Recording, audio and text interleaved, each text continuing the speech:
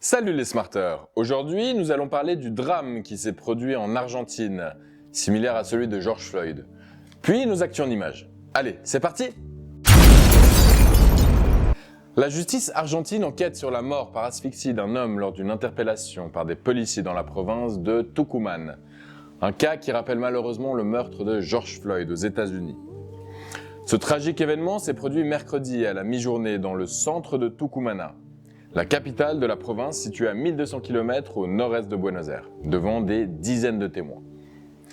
Des personnes ont assuré que les policiers avaient frappé Ceferino Nadal, 43 ans, et lui avaient pressé le cou contre le sol. Une vidéo filmée par un passant montre l'homme maîtrisé par au moins 4 hommes en uniforme et 2 en civil. Alors qu'il était maintenu au sol, il a demandé de l'aide à plusieurs reprises, selon des témoins cités par la presse locale.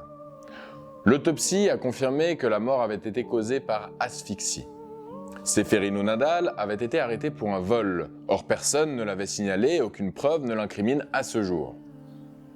La famille de la victime avait dénoncé des mauvais traitements lors d'une arrestation précédente en février par les policiers du même commissariat. Ceferino Nadal avait déjà purgé une peine de prison pour vol il y a plusieurs années. Les policiers qui ont participé à son arrestation doivent être entendus dans les prochains jours. Les actions de la police de Tucumán font déjà l'objet d'une enquête après la mort de Luis Espinosa, travailleur agricole, arrêté lors d'un festival le 15 mai et dont le corps a été découvert une semaine plus tard dans un ravin. Dans cette affaire, 8 policiers et un civil sont en détention préventive dans le cadre d'une enquête. Allez, passons tout de suite aux actions en images. La société Starbucks a déclaré dimanche dans un communiqué qu'elle va faire une pause dans ses programmes publicitaires payants sur tous les réseaux sociaux. Le groupe étudie des solutions avec ses partenaires pour éviter la propagation des discours de haine. Bien qu'il suspende ses publicités, Starbucks ne fait pas partie de la campagne Stop Hate for Profit, qui compte plus de 160 groupes, dont Verizon Communications et Unilever, qui ont rejoint le mouvement de boycott en suspendant l'achat de publicité sur Facebook, le plus grand réseau social mondial. Des étudiants essentiellement en Erasmus se sont retrouvés ce jeudi sur une plage en Galice, en Espagne, pour y faire la fête, après s'être donné rendez-vous sur les réseaux sociaux. Mais selon les médias locaux, la police n'a pas vu ça d'un bon œil.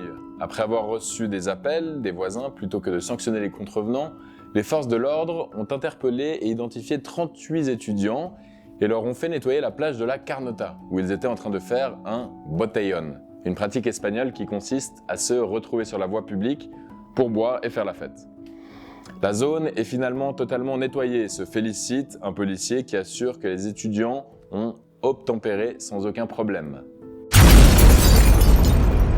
Un Américain de Washington, M. Corey Capelloni, 45 ans, a couru plus de 350 km en 7 jours pour rendre visite à sa grand-mère de 98 ans, à Scranton, en Pennsylvanie. Sa mamie, remise du Covid-19, avait bien besoin de réconfort. C'est alors que son petit-fils lui a dit au travers d'un appel vidéo qu'il allait lui rendre visite en bas de sa maison de retraite. Mais comment ? Eh bien en réalisant 7 ultramarathons.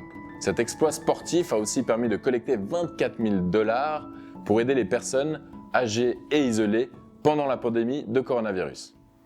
Bonne soirée les smarters et à bientôt!